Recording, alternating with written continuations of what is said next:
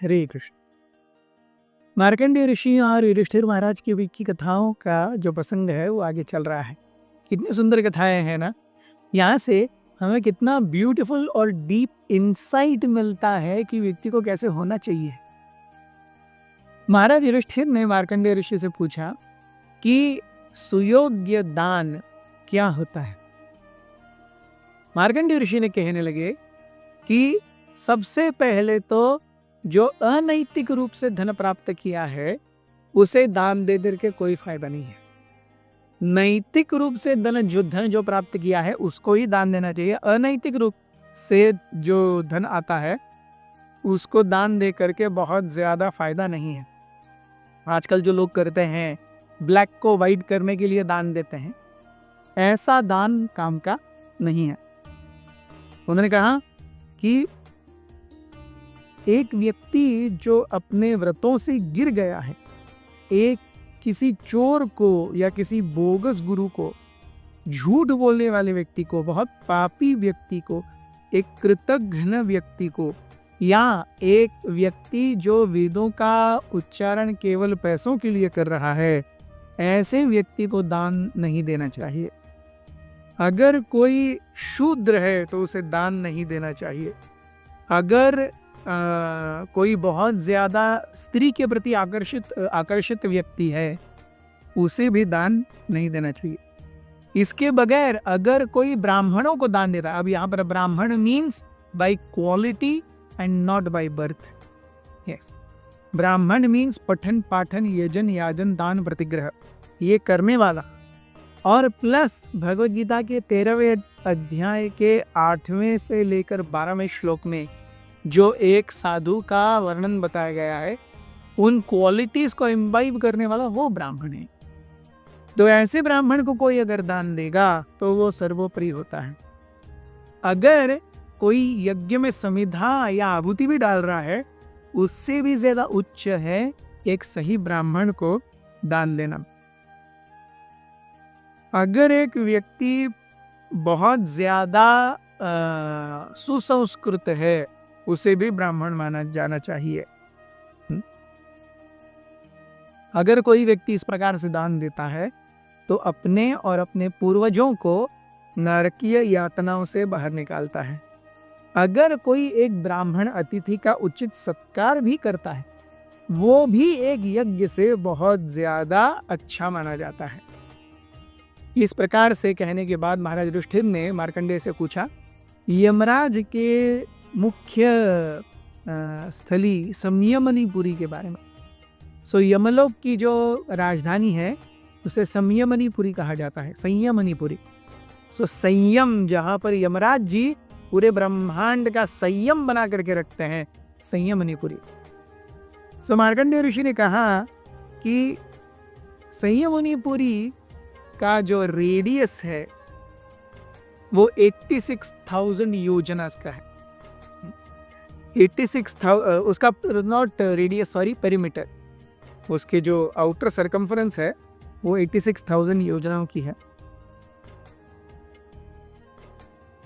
और वहाँ पर जाने वाला रास्ता एक रेगिस्तान की बालू के जैसा है, जहाँ पर न पानी है और न वृक्ष हैं। जो पापी व्यक्ति होते हैं वो यमदूतों को इस मार्ग पर चलने के लिए बहुत ही ज्यादा गर्म, चमचमाती तपतपाती गर्म पर, बालू बहुत गर्म हुई ऐसे रोड पर लेकर के जाते हैं, उस पर चलाते हैं। जिन्होंने भी सपात्र ब्राह्मणों को घोड़े दान दिए हैं उन्हें यमदूत घोड़े दान देते हैं, घोड़े देते हैं इस मार्ग पर चलने के लिए। जिन्होंने भी ब्राह्मणों को छत्रियां दान में दी है, यमदूत उन्हें छतरी देते हैं इस मार्ग पर चलने के लिए। अगर किसी भूखे व्यक्ति को दान दिया गया है, अन्न दान किया गया है, तो यमदूत इस मार्ग पर चलने के लिए व्यक्ति को अन्न और पानी प्रदान करते हैं। अगर किसी व्यक्ति ने अपने जीवन में वस्त्र दान नहीं किए हैं तो इस संयमनीपुरी के रास्ते पर वो व्यक्ति नंगा जाता है। अगर किसी ने स्वर्ण दान किया है अपने जीवन में तो ये संयमनीपुरी का जो रास्ता है, व्यक्ति बहुत अच्छे से सुख रूप से प्रवास कर पाता है। अगर किसी ने सोने और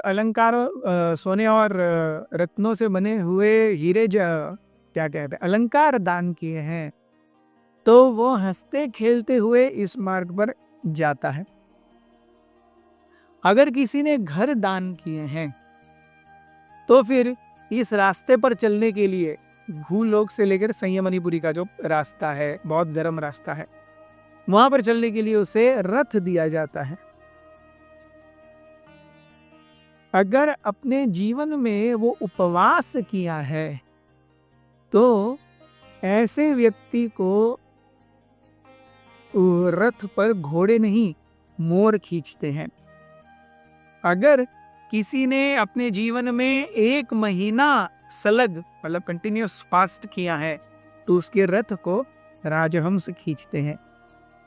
वहां पर एक संयमनीपुरी में एक नदी है जिसका नाम है पुष्पोदक।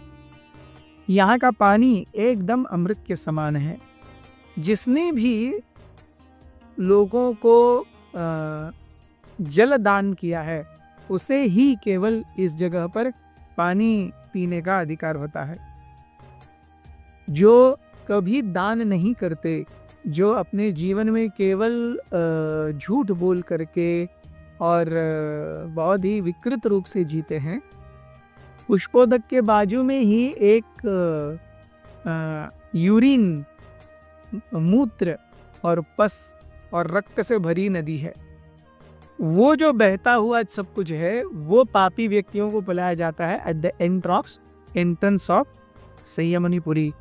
इसीलिए हे राजन, आपको सपात्र दान देना चाहिए और अपनी बेस्ट चीज़ों का दान देना चाहिए।